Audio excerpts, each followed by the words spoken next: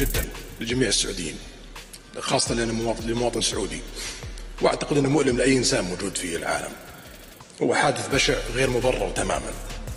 اليوم المملكة العربية السعودية تقوم باتخاذ كل الإجراءات القانونية للتحقيق واكتمال التحقيقات بالعمل مع الحكومة التركية للوصول لنتائج وتقديم المذنبين للمحاكمة وأخذ العقاب الرادع. وهذا الإجراء المطلوب أنه تعمل أي حكومة يقع شيء مثل هذا الأمر، وهذا الشيء مؤلم فيها.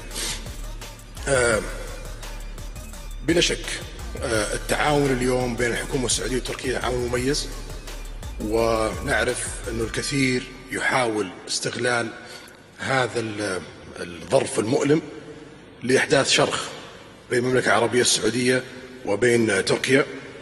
أريد أن أرسل لهم رسالة من هذا المنبر: لن يستطيعوا عمل ذلك طالما موجود ملك اسمه سلمان بن عبد العزيز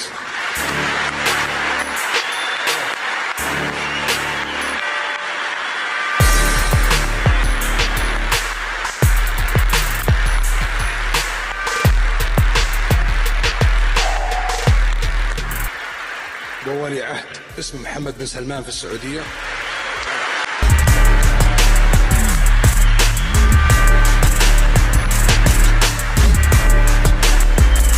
ورئيس في تركيا اسمه أردوغان.